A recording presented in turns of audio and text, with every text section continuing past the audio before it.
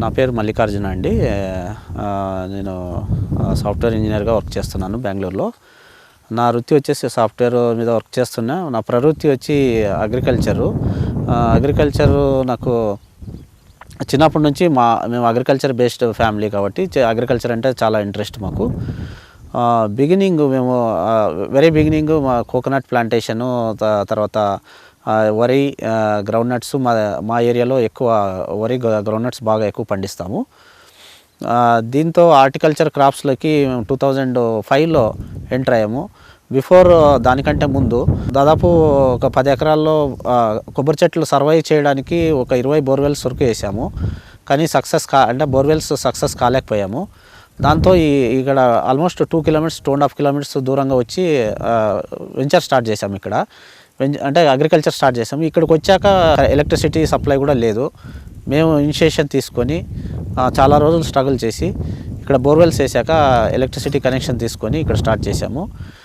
ఇక్కడ ఈ పొలానికి రీచ్ కావడానికి సరైన దారి కానీ వసతి కానీ ఏమీ లేదు. స్టార్ట్ చేసేటప్పుడు మా ఫ్యామిలీ వచ్చేసి 4 అన్నదమ్ములము. 4 అన్నదమ్ముల్లో నేను పెద్దన్న బెంగళూరులో వర్క్ చేస్తాము.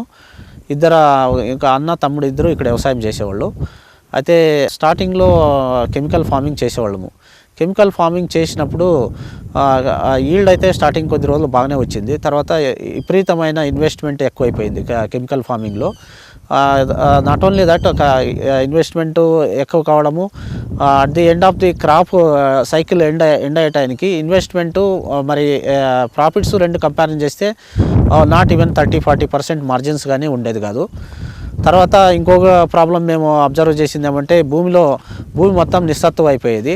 సెకండ్ ఆప్షన్ వచ్చేసి నిస్సత్తువ కావడం కాకుండా హెల్త్ హజార్డస్ కూడా, చాలా హెల్త్ హజార్డస్ ఇదైంది. నా ఫ్యామిలీలో మెయిన్ ఈ కెమికల్ ఫార్మింగ్ నుంచి న్యాచురల్ ఫార్మింగ్కి కన్వర్ట్ అయ్యే ముందు మా తమ్ముడు కర్బూజాని పండించేవాడు. కర్బూజాలో విపరీతమైన కెమికల్స్ స్ప్రేయింగ్స్, కెమికల్ యూటిలైజేషన్ నుంచి even still predicting because of the chemical utilization రోజు మార్చి రోజు కెమికల్ స్ప్రేయింగ్స్ చేసేవాడు కర్బూజాకి, వాటర్ మిలన్ పండించేటప్పుడు. నేను అదే అనుకుంటాను, ఇప్పటికి కూడా అది హెల్త్ హజార్డస్ నుంచి అతను హెల్త్ ప్రాబ్లం అయిపోయి 6 months హాస్పిటలైజ్ అయ్యి చనిపోయాడు. తర్వాత నేను మెయిన్ ఇంటెన్షన్ ఆ టెనీ కాస్ట్ నేను ఏం పండించినా కూడా న్యాచురల్ ఫార్మింగ్లో పండియాలి అనే ఒక కాన్ఫిడెన్స్తో, చాలా స్ట్రగుల్స్తో, మా నాన్న యొక్క సహకారంతో, మా నాన్న age 78 years, not in a position to walk and even చేయడం కూడా కష్టము. కానీ విత్ లాట్ ఆఫ్ స్ట్రగుల్ మా విలేజ్లో ఒక 4-5 years బ్యాక్ 150 ఆవులు దాకా ఉండేటివి, మన దేశీ ఆవులు. ఇప్పుడు ఒక 10 ఆవులు కూడా లేవు.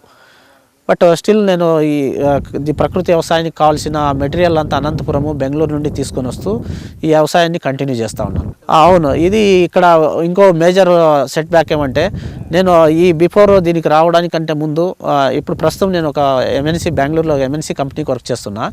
దానికంటే ముందు 3 times యూఎస్ వెళ్ళి వచ్చాను. 3 times యూఎస్ వెళ్ళి వచ్చి మంచి కంపెనీస్కి వర్క్ చేశాను.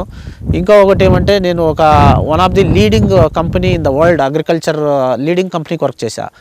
ఆ కంపెనీ యొక్క నేను ఇంటర్నల్గా ఏమేమి జరుగుతున్నాయి అంతా నేను చూశాను. ఆ టాక్సిసిటీ, మనం తినే ఫుడ్లో ఒక క్రాప్ పండించినప్పుడు ఆ పంట యొక్క అవశేషాలు, ఆ toxic chemical residues 6 cycles 6 generations crop వరకు రిటైన్ అవుతున్నాయి.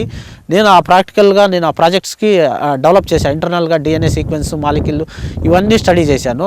దాని నుంచి మనుషుల యొక్క చాలా ఎఫెక్ట్ ఏ విధంగా ఉంటుంది, గడ్డి మందు కొట్టడం నుంచి, దాని నుంచి చిన్నపిల్లలు మొదలుకొని పెద్దవాళ్ళ వరకు కెమికల్ అజార్డ్నెస్ ఎంత ప్రాబ్లం ఉండేదని ప్రాక్టికల్గా ల్యాబ్లో నేను 6-7 years వర్క్ చేసినప్పుడు చూశాను.